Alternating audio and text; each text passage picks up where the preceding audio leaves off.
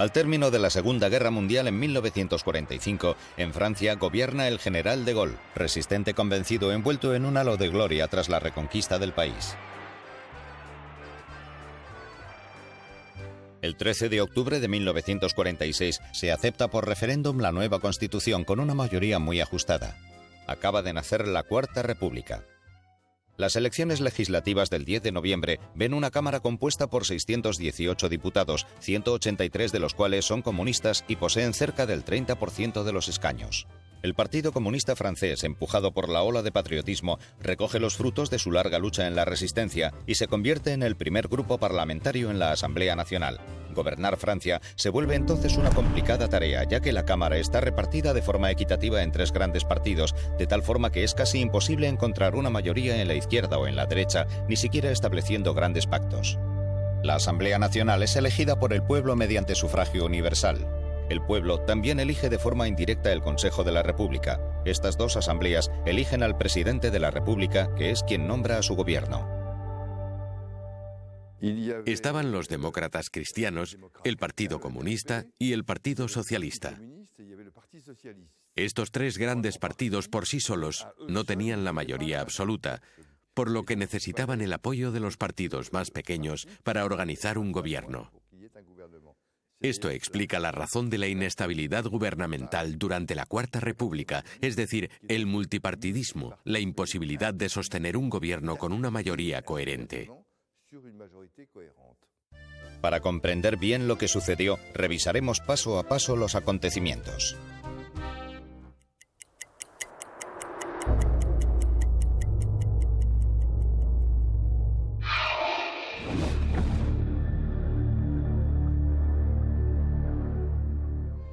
Los años de la posguerra están marcados por las consecuencias de la Segunda Guerra Mundial.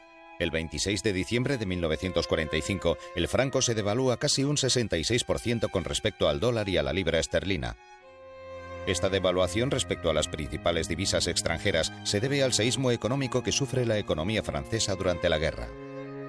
El 28 de diciembre de 1945, el gobierno se ve obligado a restablecer las cartas de racionamiento de pan que estipulan la cantidad de pan que puede comprar cada francés. Esta medida se implanta tras registrarse un aumento acusado del consumo de pan al que no ha sido posible hacer frente con la importación de trigo.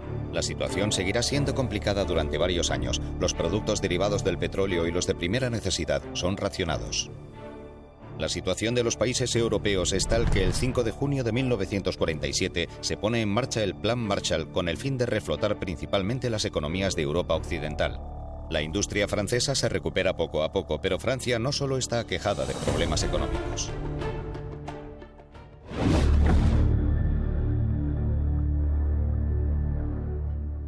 Desde el final de la Segunda Guerra Mundial, el proceso de descolonización se acelera en todo el mundo. En 1945, con Ho Chi Minh, el nacionalismo vietnamita salta a la palestra. Tras varios meses de negociaciones infructuosas, el 20 de diciembre de 1946 estalla en Hanoi un levantamiento que enciende todo el país. Es el inicio de la Guerra de Indochina, que durará casi 7 años. Tras 53 días de combates encarnizados y a pesar de una resistencia heroica, el campamento fortificado de Dien Bien Phu cae el 7 de mayo de 1954. Los soldados franceses abandonan las armas y son detenidos. Es el fin de las esperanzas francesas en Indochina y la primera derrota colonial de una gran potencia europea. La razón y la paz han prevalecido. El 21 de julio de 1954, el nuevo presidente del Consejo, Pierre Mendès France, firma los Acuerdos de Ginebra y pone así fin definitivamente a la Guerra de Indochina. Esto da pie a un enfrentamiento en Vietnam entre los comunistas en el norte y los liberales en el sur. Sin embargo, la Cuarta República no ha terminado con la descolonización.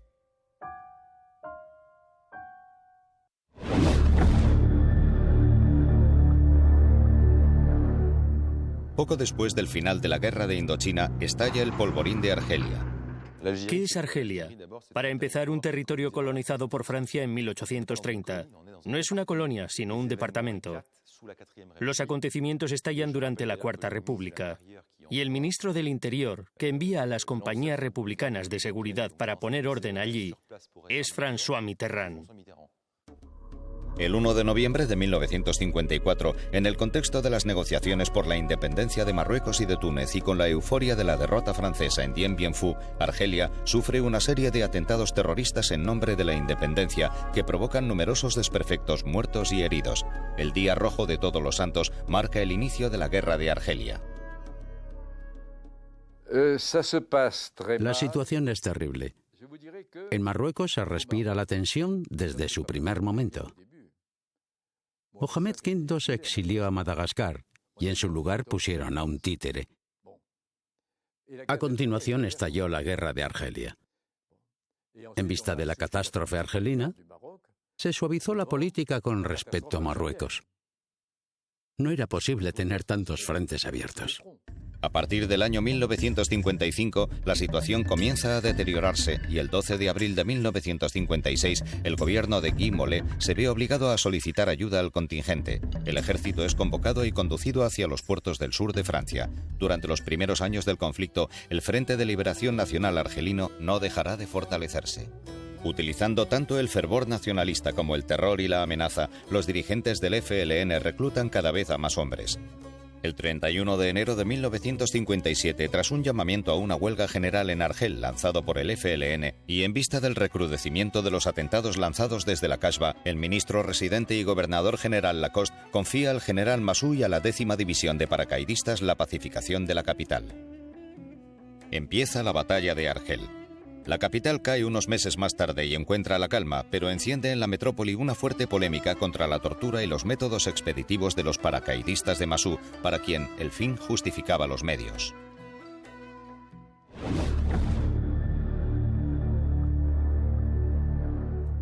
El 9 de mayo de 1958, y ante el sorprendente alcance de los problemas nacionales, el general Raoul Salan, comandante en jefe de las fuerzas francesas en Argelia, envía un telegrama al presidente René Coty, manifestando su completa oposición al abandono de la Argelia francesa. El 13 de mayo se organiza en Argel, en la Plaza del Foro, una enorme manifestación de los franceses residentes en Argel. Estos franceses tienen una reivindicación muy sencilla. No quieren al nuevo primer ministro, al nuevo presidente del Consejo que Francia desea poner al frente del gobierno, Pierre Flinlin, que además de tener un nombre que es blanco de las bromas, se pronuncia a favor de una solución negociada para Argelia. En ningún momento pronuncia la palabra independencia, sino solución negociada, pero se sobreentiende que se podría poner fin a la guerra de Argelia encontrando una solución que sea del agrado de los independentistas, es decir, aceptando la independencia. Esto es algo que no puede soportar la comunidad francesa de Argelia, que acude allí desde hace varias generaciones y que adora este país. Finalmente se celebra esta manifestación y convoca a un gran número de gente. En último término, se toma por la fuerza el edificio del Gobierno General, es decir, el edificio en el que se concentran los servicios que representan a Francia en Argelia. Se produce, por lo tanto, una insurrección frente a la que el gobierno francés no sabe bien cómo reaccionar. Informado de la noticia, el gobierno de París, totalmente alarmado, otorga plenos poderes civiles y militares in situ al general Salan. Ante la falta de entusiasmo tras su nombramiento, este delega la gestión de la crisis al popular general Massu, que comparte las tesis de la Argelia francesa. Hoy celebramos un acto significativo: la designación del Comité de Salvación Pública de Argelia y del Sáhara.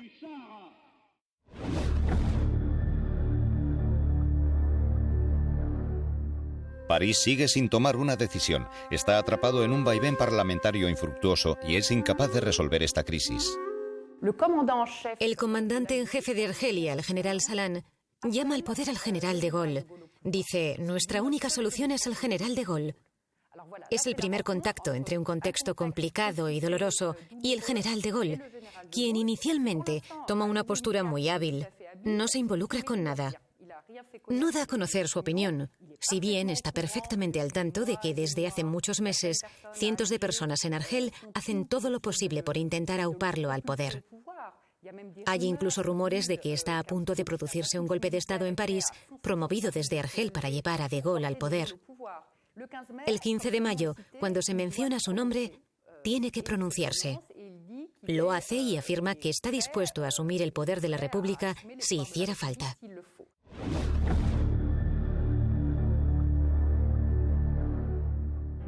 El 19 de mayo de 1958, con ocasión de una conferencia de prensa, de Gaulle es interrogado sobre esta situación sin precedentes y sobre su capacidad para no centrar la atención en él. Su respuesta fue inmediata. ¿Por qué quiere usted que a los 67 comience yo una carrera de dictador?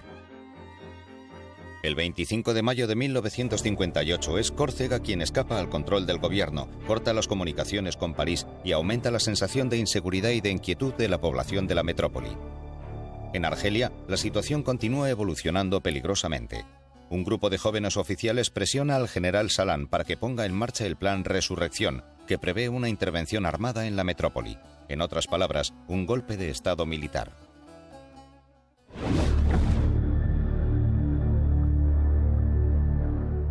El 27 de mayo de 1958, de Gaulle publica un comunicado en el que afirma: «Espero que las fuerzas terrestres, navales y aéreas presentes en Argelia obedezcan de forma ejemplar las órdenes de sus jefes».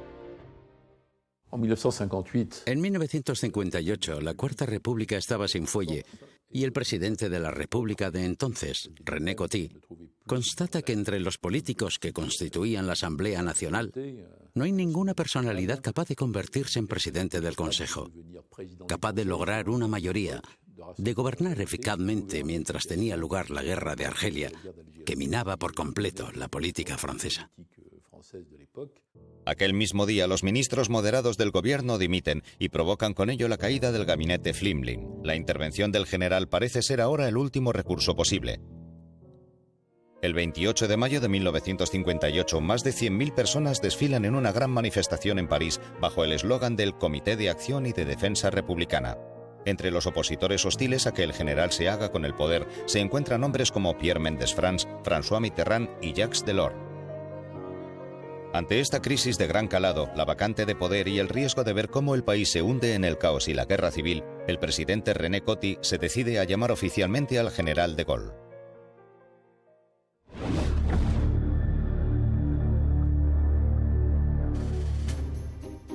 El 31 de mayo de 1958, de Gaulle es recibido por el presidente René Coty, que le solicita formar un gobierno con el que salir de la crisis. Tras haber consultado con los presidentes de las dos asambleas y con los principales jefes de los partidos, a excepción de los comunistas, de Gaulle finalmente acepta coger las riendas del destino del país. El 1 de junio, de Gaulle es investido presidente del Consejo por la Asamblea Nacional. Curiosamente, es el último presidente del Consejo de una república que él detestaba, la Cuarta República, puesto que le parecía totalmente imposible de gestionar. Será él quien pase la página hacia la Quinta República. Deseoso de remediar errores del pasado, el 3 de junio de 1958, de Gaulle manda votar una ley que obtiene 350 votos a favor y 161 en contra, autorizando una revisión constitucional y, a continuación, exige redactar una nueva constitución. Hemos desprestigiado demasiado rápido la Cuarta República porque hemos prestado demasiada atención a la inestabilidad institucional y a las caídas permanentes de los gobiernos, y hemos olvidado que de ella han salido también grandes cosas. En primer lugar, la reconstrucción del país. El regreso a los niveles de producción de la época anterior a la guerra se logra en 3 años y no en 6, como sucedió de 1919 a 1925. Es decir, que se hace más rápido y mejor. En segundo lugar, la Cuarta República asegura el inicio de una descolonización casi total y sin dramas, con la excepción de la guerra de Argelia y los problemas con Indochina. Además, una ley de Gaston Defferre de 1956 facilita la autonomía de la mayor parte de nuestras antiguas colonias, lo que se traducirá en las independencias que serán reconocidas y aceptadas al principio de la Quinta República, algo muy importante. De la misma manera, también durante la Cuarta República se pone en marcha la cuestión europea. El Tratado de la CECA y el del Mercado Común son negociados y firmados por la Cuarta República.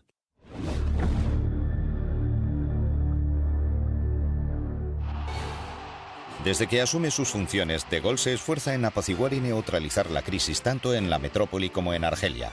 Del 4 al 7 de junio de 1958 se marcha a Argelia y allí es recibido triunfalmente.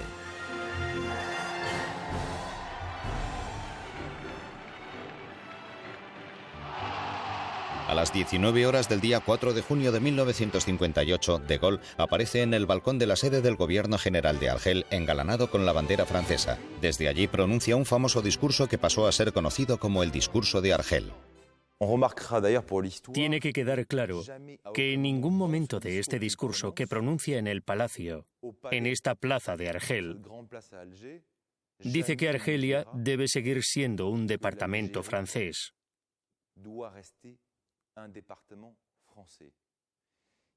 Está claro que juega con la ambigüedad. En su discurso no promete nada, sino que simplemente dice: os he comprendido. Se cuenta que en su viaje a Argel lo acompaña su yerno, el coronel Boissier, al que le dice: no les he prometido nada. De Gaulle recibe el clamor de la muchedumbre enfervorizada con los brazos abiertos. Su discurso eclipsa totalmente a los hombres del 13 de mayo, Raoul Salam, Jacques Massou, Jacques Soustelle y Léon Delbecq. Ante la protesta de los superiores, pronuncia un nuevo discurso en Mostaganem. Esta vez, el vocabulario es distinto: viva la Argelia francesa. No obstante, esta será la única vez que de Gaulle pronunciará estas palabras, y con una cierta reticencia. No cabe duda de que de Gaulle es un patriota francés y diría casi un nacionalista. Tiene una herencia, Argelia, que le gustaría conservar. Pero ojo, tiene una ambición aún mayor. Quiere que Francia salga del protectorado de Estados Unidos, que Francia goce de un papel importante en el mundo, y Francia no podrá gozar de un rol así mientras siga la guerra de Argelia. Para poner fin a esta guerra, los representantes del gobierno francés y los del gobierno provisional de la República Argelina abren negociaciones en mayo de 1961. Estas concluyen el 18 de marzo de 1962 con las consiguientes firmas de los acuerdos de Évian, a los que seguiría al día siguiente la entrada en vigor de un alto el fuego. De Gaulle resolverá la cuestión argelina de una forma que puede ser criticable, pero que no deja de ser la manera más legítima: el referéndum. La pregunta formulada es la siguiente: ¿acepta usted, como queda recogido en los acuerdos de Évian, que los habitantes de Argelia se pronuncien sobre su independencia? El 90% de los votantes responde sí. Así pues, el 1 de julio tiene lugar en Argelia un referéndum de autodeterminación en el que se pregunta lo siguiente: ¿quiere usted que Argelia se convierta en un estado independiente dependiente de Francia? El 99% de los votantes responde sí.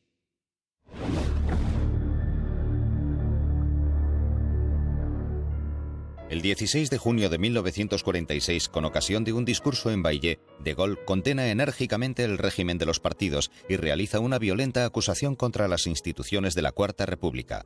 Insiste especialmente en el papel del presidente. El discurso de Baillet es para muchos la verdadera acta fundacional de la Quinta República. Todas las ideas evocadas en este discurso quedan recogidas, analizadas y desarrolladas en la futura Constitución. Elegirá entonces a un hombre que se encargue de gestionar la redacción de la misma. Este hombre es Michel Debré, que es nombrado ministro de Justicia. De Gaulle escribió su discurso de Baillet en 1946, por lo que tenía escritas en su cabeza las líneas generales de la Constitución. En Michel Debré encontró a alguien que compartía su forma de pensar. Entre los dos hombres se forjó una gran complicidad y Debré se convirtió en la punta de lanza de la redacción de la Constitución. Veía al general de Gaulle todos los días y debatía con él los diferentes textos. Pero cuando leemos la Constitución de la Quinta República, observamos que hay dos partes. Hay una parte referente al presidente de la República. Y en esa parte vemos claramente la personalidad de Gaulle. Es él quien ha querido, haciendo un guiño a la historia, que el presidente tenga legitimidad y autoridad, que pueda asumir, en caso de drama nacional, como indica el artículo 16, todos los poderes del Estado. Es él quien ha querido que se permita al presidente de la República someterse al referéndum. Esta convivencia entre la democracia directa y la democracia participativa tiene su origen en de Gaulle, aunque fue mi padre quien le dio forma. Y por otro lado, todo lo que respecta a las relaciones entre el gobierno y el parlamento es obra de mi padre, que es un parlamentario muy apegado al régimen parlamentario tradicional y al régimen parlamentario británico en particular. Todo lo que se conoce como parlamentarismo racionalista procede de él.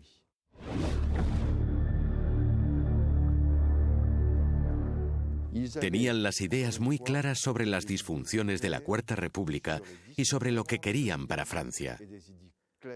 Restaurar la autoridad del Estado. Se escribió en menos de 2 meses durante el verano de 1958 y lo hizo un grupo reducido de personas. Entre estos hombres podemos citar a Guy Mollet, Pierre Flimlim, Louis Jacquinot, Félix Houphouët-Boigny, Antoine Pinet y Georges Pompidou.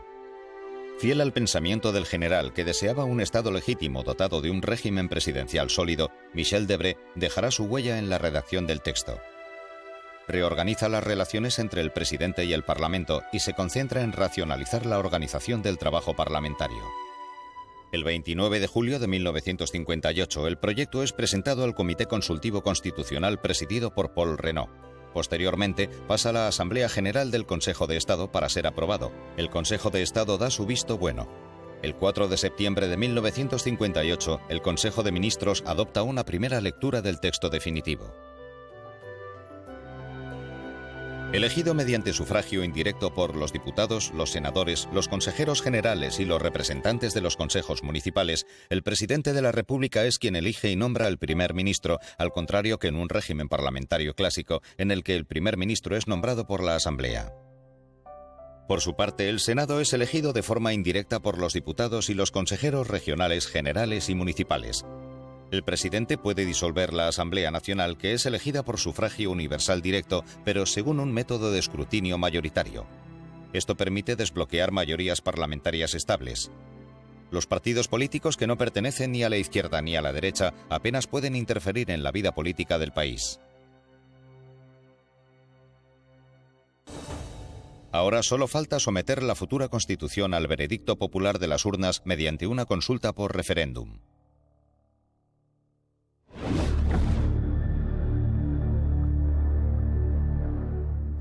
Un referéndum consiste simplemente en formular una pregunta a los ciudadanos.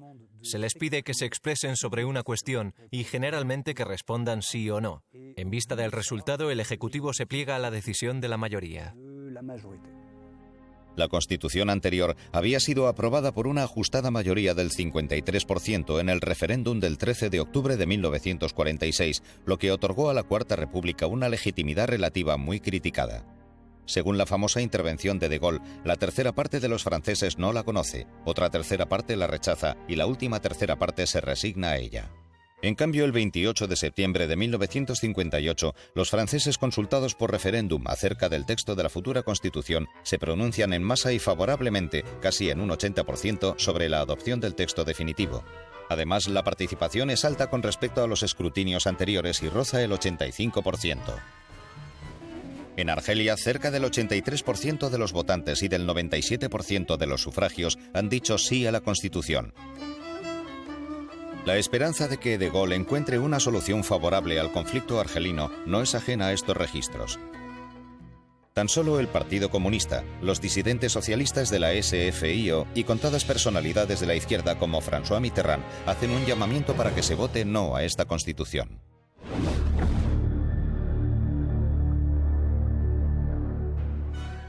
La Constitución aprobada por el pueblo francés es promulgada el 4 de octubre de 1956 y su texto definitivo publicado en el Diario Oficial un día más tarde, el 5 de octubre. El texto entra en vigor inmediatamente. Incluye, tras el preámbulo y el extracto de la Declaración de los Derechos del Hombre de 1789, 94 artículos reagrupados en 16 grandes encabezamientos. René Coty continúa siendo el presidente provisional de la República y De Gaulle presidente del Consejo, en espera de los resultados de las futuras elecciones. El 13 de noviembre de 1958, el nuevo partido gaullista, el UNR o Unión por la Nueva República, creado el 1 de octubre de 1958, logra una abultada victoria en las elecciones legislativas. Por su parte, el Partido Comunista francés acusa una pérdida de cerca del 30% de su electorado. Hay 2 etapas en el proceso de elección del presidente de la República. Al principio de la Quinta República, se prevé que el presidente de la República sea elegido por un determinado número de notables, varios de los cuales serían elegidos localmente o serían representantes de los cuerpos del Estado. Esto se aplica en las elecciones de 1958, y así es como De Gaulle es elegido presidente de la República con el 80% de los votos de estos representantes, algo que a posteriori se sabe que no fue del agrado de Gaulle. El 8 de enero de 1959 en el Elíseo, en presencia de Jacques Chaban-Delmas, presidente de la Asamblea Nacional, de Gaston Monnerville, presidente del Senado, de Guy Mollet, presidente general del Partido Socialista, SFIO, de los cuerpos constituidos y de los representantes del cuerpo diplomático, René Coty, último presidente de la Cuarta República, traspasa los poderes a Charles de Gaulle, primer presidente electo de la Quinta República. Así nace la Quinta República, que sigue vigente en la actualidad y acaba de celebrar su 50 cumpleaños. A pesar de varias crisis graves, es un ejemplo vivo de estabilidad y de modernidad sin precedentes. Soy tremendamente sensible al carácter imponente y emotivo de esta ceremonia.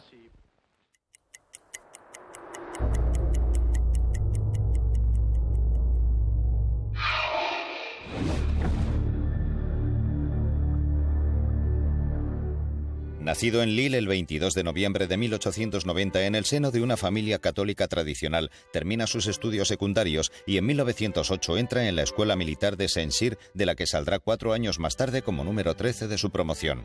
Ejerce de capitán durante la Primera Guerra Mundial y, tras ser herido en el campo de batalla, es apresado el 2 de marzo de 1916 cerca de Douaumont. Continúa su carrera militar en el período de entreguerras y en mayo de 1940 ejerce de comandante y dirige la Cuarta División de Acorazados. El 5 de junio de 1940, Paul Renault lo nombra subsecretario de Estado en la guerra. En vista de que la campaña de Francia está perdida, se marcha a Londres para continuar la lucha contra el ocupante alemán. Tras el discurso de Pétain el 17 de junio de 1940 y la capitulación de los ejércitos franceses, lanza en la BBC su famoso llamamiento del 18 de junio de 1940 y crea las Fuerzas Francesas Libres. En junio de 1944, de Gaulle es reconocido oficialmente como jefe del GPRF, el gobierno provisional de la República Francesa. Al término de la guerra, el general continúa un tiempo más en el poder, pero dimite el 20 de enero de 1946. Si deja el poder, espera que de repente nos demos cuenta de que su ausencia es insostenible y de que sin él es imposible seguir adelante. Pero se equivoca ligeramente, porque pasarán 12 años para que suceda. Será poco después, el 16 de junio de 1946, cuando pronuncia su famoso discurso de Bayeux, en el que critica sin miramientos las instituciones de la Cuarta República. En 1947 crea el RPF y se aleja de la vida política. A continuación, de 1953 a 1958, atravesará un periodo que denomina la travesía por el desierto. Los problemas en Argelia y más en concreto la crisis de Argel en mayo de 1958 lo aupan al poder. Entonces, en agosto de 1962, es víctima de un terrible atentado que es consecuencia de la guerra de Argelia. Los franceses de Argelia, que lo odian por haber traicionado sus ideales y haber otorgado la independencia a Argelia, fundan el OAS, la organización del ejército secreto, uno de cuyos principales objetivos era matar a de Gaulle. En agosto de 1962, sobrevive milagrosamente a un atentado en Petit-Clamart. El coche queda agujereado por las balas y todavía no se entiende hoy cómo pudo salir vivo de aquel atentado. De Gaulle lo ve como un punto de inflexión. Dice: he estado a punto de morir. Por poco me tienen que buscar un sucesor. Es cierto que a mí me eligió un colegio de notables porque yo tenía una legitimidad histórica que bastaba para asegurar mi rendimiento, mi importancia y mi legitimidad, pero mi sucesor no tendrá ese pasado. Así que es necesario que haya otra fuente de legitimidad, y la única válida es ser elegido por todos los franceses. En septiembre de 1962, un mes más tarde, impone la idea de la elección del presidente de la República a través del sufragio universal. Con ocasión de las elecciones presidenciales del 19 de diciembre de 1965, las primeras con sufragio universal directo, de Gaulle es reelegido en la segunda vuelta con un 55% de los votos, frente al 45% de su adversario François Mitterrand. Sacudido por los altercados de mayo del 68, el general da la sensación de estar al margen de las aspiraciones de la juventud francesa. Es un momento muy difícil para de Gaulle. Creo que entonces es la primera vez que empieza a tener dudas, porque en un principio no supo gestionar lo que estaba pasando. Es testigo del nacimiento de la agitación estudiantil, y para él es tan solo una revuelta. De hecho, les dice a sus ministros: bueno, ya está bien, se acabó el recreo. En 1969, tras el fracaso del referéndum sobre la regionalización y la reforma del Senado, de Gaulle considera que ya no cuenta con el apoyo de los franceses. Dimite y se retira de la vida política. Muere el 9 de noviembre de 1970.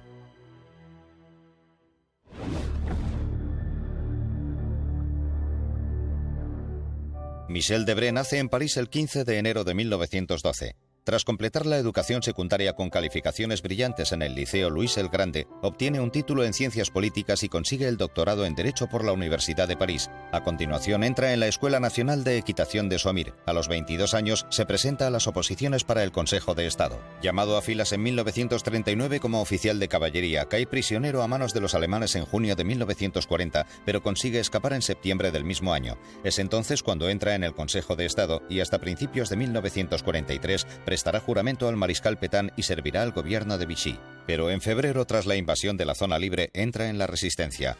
En 1945, de Gaulle le encarga reformar la función pública y en ese contexto crea la Escuela Nacional de Administración, la célebre ENA. En 1957 hace un enérgico llamamiento por la defensa de la Argelia francesa y exige que el general de Gaulle regrese al poder. En 1958 se convierte en ministro de Justicia y recibe el encargo de dirigir la redacción de la nueva Constitución. De 1952 a 1962 es nombrado primer ministro y, a pesar de su voluntad de conservar Argelia como parte de Francia, manda redactar y firma en nombre de su gobierno los acuerdos de Évian el 14 de abril de 1962 que ponen fin a la guerra y declaran la independencia de Argelia. En marzo de 1963 resulta elegido diputado de la Reunión y de 1966 a 1973 ejerce de ministro de Economía y de Finanzas, ministro de Asuntos Exteriores y ministro de la Defensa Nacional. Muere el 2 de agosto de 1996 en Montlouis-sur-Loire.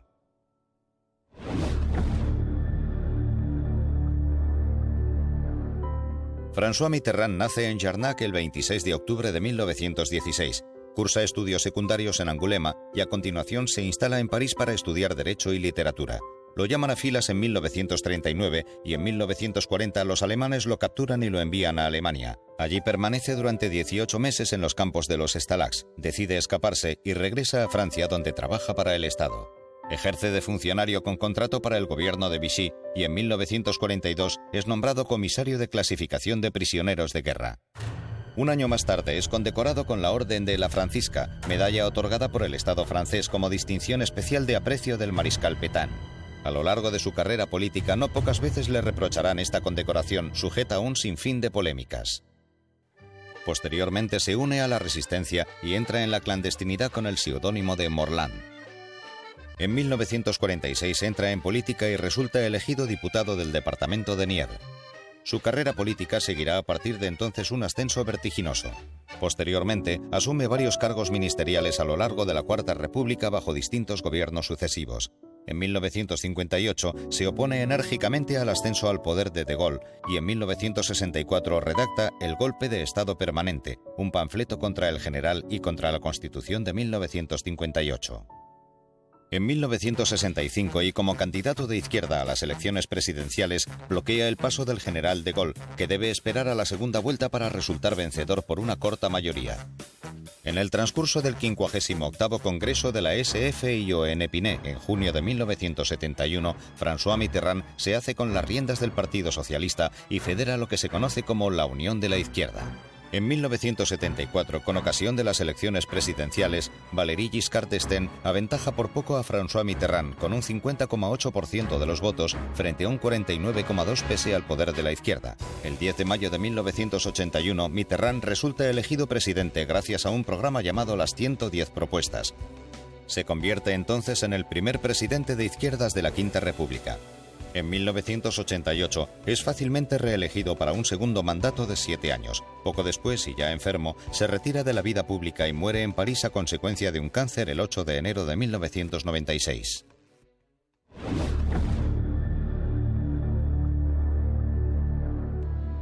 Pierre Mendès France nace el 11 de enero de 1908 en París. Alumno brillante, cursa estudios de secundaria a los 15 años y en 1928 se convierte en el abogado más joven de Francia tras completar la carrera de Derecho y de Ciencias Políticas a los 21 años. Su carrera política es fulgurante. En 1936 será el único diputado socialista en votar contra la participación de Francia en los Juegos Olímpicos de Berlín organizados por los nazis. Es llamado a filas como oficial del Ejército del Aire en Oriente Medio en 1939. Encarcelado por el régimen de Vichy, se escapa el 21 de junio de 1941 y se une al Ejército del Aire francés en Londres. A continuación, de Gaulle le encarga representar a Francia con ocasión de la conferencia de Bretton Woods, con el fin de estabilizar las relaciones económicas de la posguerra con los Estados Unidos. Nombrado ministro de Economía y de Finanzas del gobierno provisional a partir de septiembre de 1944, está en desacuerdo con el general acerca de las medidas económicas necesarias para enderezar el país y es destituido el 6 de abril de 1945. Pierre Mendès France era republicano y demócrata. Respetaba el principio democrático y respetaba enormemente a de Gaulle. Cuando se produjeron los atentados contra de Gaulle, Pierre Mendès France expresó claramente su apoyo absoluto al general. Cabe decir que mi abuelo y de Gaulle siempre mantuvieron un tremendo respeto mutuo, principalmente establecido durante la convivencia de los años de la Segunda Guerra Mundial, cuando se hicieron compañeros de armas. Desde entonces se guardaron un gran respeto, lo que explica que aunque mi abuelo ha estado contra de Gaulle en la posguerra y claramente contra la Quinta República, siempre ha respetado al hombre de 1940, al gran de Gaulle, al personaje que ha forjado la historia de Francia. Pierre Mendès France era un hombre que se había formado en el espíritu de la República, en el significado más amplio del término. Había empezado su carrera ya durante la Tercera República y durante la guerra había demostrado su valentía. Tardó muy poco tiempo en convertirse en una figura determinante de la izquierda francesa de posguerra en la Cuarta República. Reelegido tras la guerra alcalde, diputado y consejero general del EUR, continúa su carrera política luchando en la Asamblea en contra de la participación de Francia en la Guerra de Indochina desde octubre de 1950. Tras una breve estancia en un ministerio del gobierno Guy Mollet a principios de 1956, retoma la dirección del Partido Radical, pero lo abandona poco después, acusando al partido de tener tendencias cada vez más de derechas. Era consciente de los puntos débiles del régimen de la Cuarta República y, por lo tanto, de la inestabilidad ministerial. Estaba a favor de las reformas, de lo que en la época se denominó parlamentarismo racionalizado. Pero no era partidario de llegar a un cambio de régimen y de instaurar un presidente de la República demasiado fuerte porque, empapado de la cultura histórica francesa, era muy sensible al riesgo del poder personal, al riesgo del bonapartismo, mientras que otros, como por ejemplo François Mitterrand, consideraban que eran miedos algo anacrónicos. En los acontecimientos de mayo del 68 aparece como uno de los posibles recursos en caso de desmoronamiento del régimen. En las elecciones legislativas posteriores, a finales de 1968, es derrotado bajo la etiqueta del PSU. Desde entonces, Pierre Mendès France se aleja de la vida política y poco después de la victoria de la izquierda, fallece el 18 de octubre de 1982.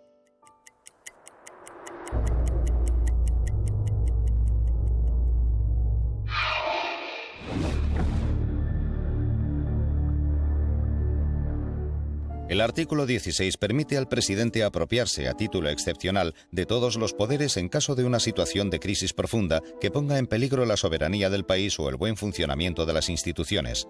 Para de Gaulle, la necesidad de un artículo de esta naturaleza era algo que no admitía duda. En caso de crisis profunda, el presidente debe ser el último recurso del país en rendir cuentas. Este artículo, que no define exactamente qué es una crisis grave, podría ser considerado una puerta abierta a los excesos de un ejecutivo fuerte.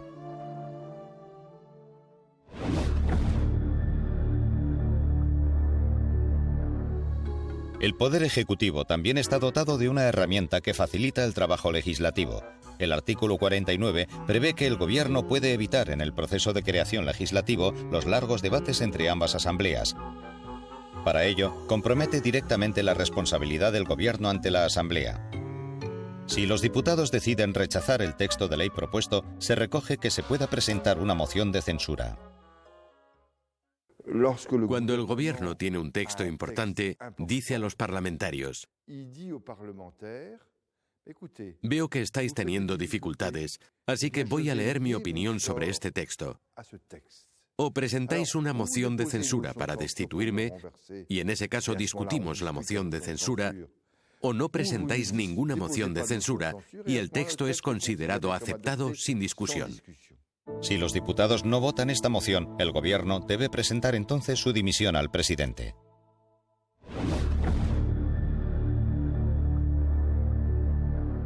En el artículo 11, el presidente de la República puede someter a referéndum popular toda cuestión referente al funcionamiento de los poderes públicos que él crea que requiere la aprobación de la población.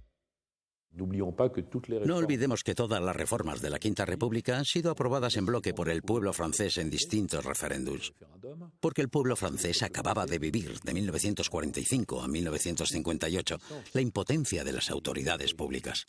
No obstante, los redactores de las leyes insisten en el carácter excepcional de esta medida, que no debería ser tomada a la ligera para aprobar cualquier disposición legislativa secundaria.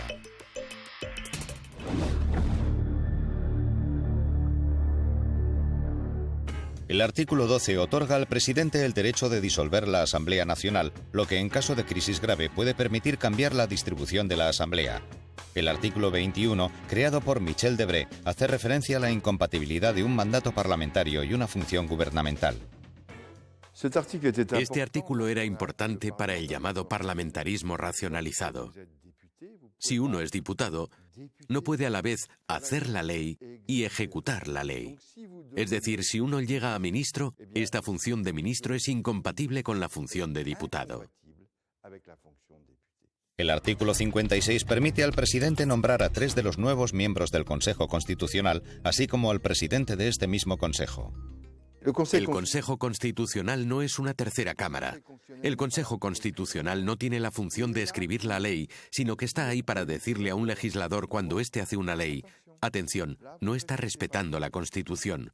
O bien, ahí no está respetando los grandes principios de las libertades públicas, tal cual se heredan de la Declaración de los Derechos del Hombre y del Ciudadano de 1789. En otras palabras, en el Consejo Constitucional tenemos una goma, pero no un lápiz. No escribimos la ley en lugar de los diputados y los senadores, sino que nosotros borramos lo que nos dicta nuestra alma y nuestra conciencia, lo que no se amolda a la Constitución y a los principios de la Declaración de los Derechos del Hombre y del Ciudadano.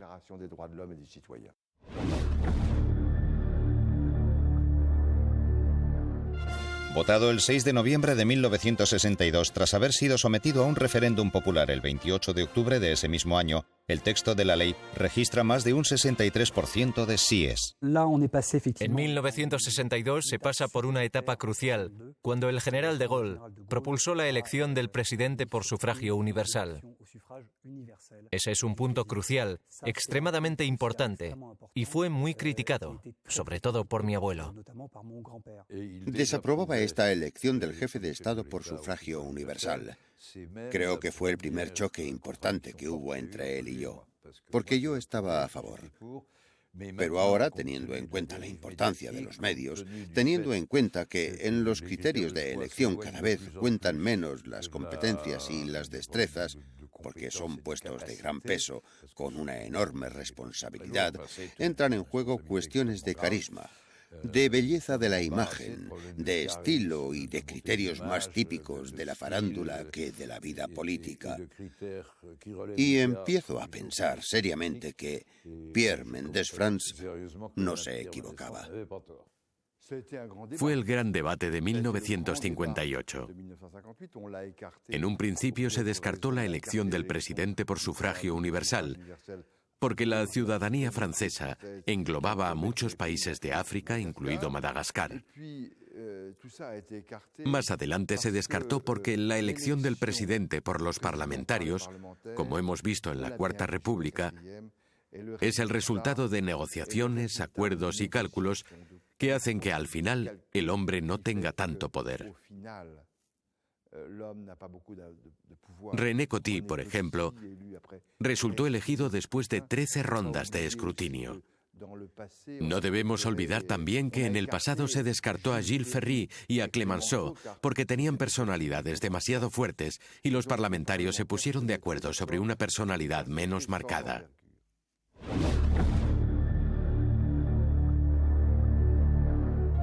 Las primeras consecuencias de esta nueva constitución se dejan notar durante las elecciones legislativas de noviembre de 1958. Los partidos de derecha, gaullistas e independientes, logran 330 escaños de diputados, asegurándose así una cómoda mayoría de cerca del 60% en la Asamblea, que les permite gobernar casi en solitario. El resultado será catastrófico para los partidos de izquierda, que quedan mermados y logran tan solo 143 escaños de 552. La extrema derecha puyadista desaparece de la Asamblea Nacional y los no inscritos y diputados de Argelia se llevan los últimos 79 escaños, reforzando aún más la mayoría golista. De esta forma, la nueva Asamblea es la herramienta perfecta sobre la que se apoyará Charles de Gaulle para gobernar sin obstáculos importantes. Estas elecciones marcan también el inicio del declive del Partido Comunista francés.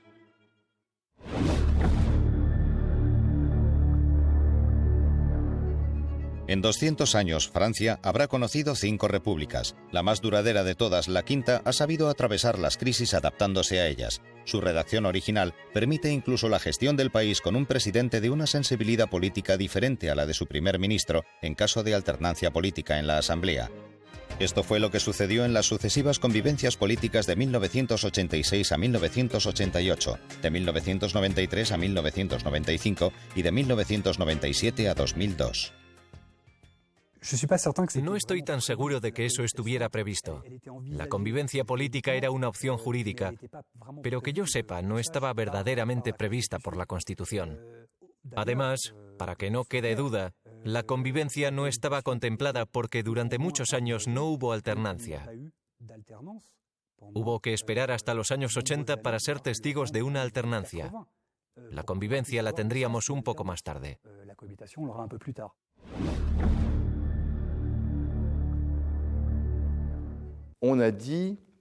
En su día se dijo que no duraría, y esta Constitución ya tiene 50 años. ¿Por qué ha durado? Porque los encargados de redactar nuestra nueva Constitución habían analizado perfectamente las causas de las disfunciones de la Tercera y de la Cuarta República.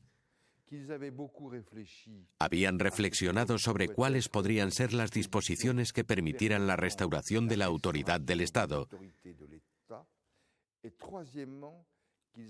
Y por último, habían querido que el gobierno tuviera una capacidad de actuación a largo plazo. Esa es la fuerza de la Constitución de la Quinta República.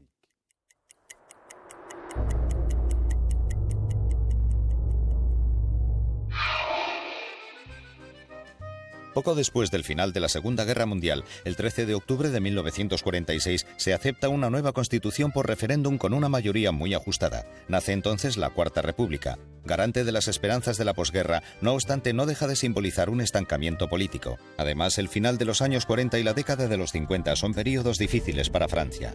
El inicio de la guerra de Argelia y el avance del FLN conducen al país al borde de la guerra civil cuando tiene lugar el levantamiento de Argel en mayo de 1958. Ante un poder político centralizado en una metrópoli impotente y moribunda, los militares y partisanos de la Argelia francesa se vuelven hacia el general de Gaulle. El 15 de mayo de 1958, el general de Gaulle declara: «Estoy listo para asumir el gobierno de la República». El presidente René Coty hace entonces oficial su elección. El 1 de junio de 1958, de Gaulle es nombrado presidente del Consejo y recibe plenos poderes de manos de las asambleas. El 3 de junio vota una ley que autoriza una revisión constitucional. El discurso de Baillet del 16 de junio de 1946 constituye para muchos la verdadera acta fundadora de la Quinta República. Todas las ideas contenidas en este discurso son recogidas y desarrolladas a la hora de elaborar la Constitución. El general confía la redacción a Michel Debré. El 28 de septiembre de 1958, los franceses consultados por referéndum acerca del texto de la futura Constitución se pronuncian en un 80% a favor de la adopción del texto definitivo, que es promulgado el 4 de octubre de ese mismo año y publicado en el Diario Oficial al día siguiente. La Constitución entra en vigor de inmediato. Incluye también el preámbulo y la cita de la Declaración de los Derechos del Hombre de 1789, 94 artículos reagrupados en 16 grandes encabezamientos. El 8 de enero de 1959, en el Elíseo, René Coty, último presidente de la Cuarta República, traspasa los poderes a Charles de Gaulle, primer presidente electo de la recién estrenada Quinta República. La nueva Constitución incluye varios artículos inéditos e innovadores: el referéndum popular, el derecho del presidente de disolver la Asamblea Nacional, el artículo 16 que le permite asumir de forma excepcional todos los poderes en caso de crisis grave, o la incompatibilidad de un mandato parlamentario con una función gubernamental. Asimismo, la Constitución prevé incluso la convivencia entre un presidente y un primer ministro de tendencias políticas opuestas, como sucedió en 1986, 1993 y 1997. El nacimiento de la Quinta República en 1958 es uno de los hitos históricos de la política francesa del siglo XX. La Constitución redactada para tal ocasión es un modelo de modernidad, de flexibilidad y de originalidad que sigue aún hoy en vigor. La Quinta República nace y dura hasta la actualidad. De hecho, acaba de cumplir 50 años. A pesar de no pocas crisis importantes, es un ejemplo de estabilidad y modernidad sin precedentes. Por esta razón, los padres fundadores de la Quinta República, Charles de Gaulle y Michel Debré, se incluyen entre los grandes hombres de la nación.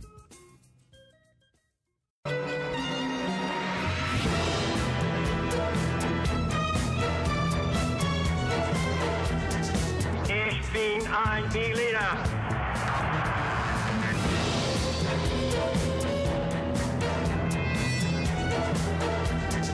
Power that pertains everything. I have a dream.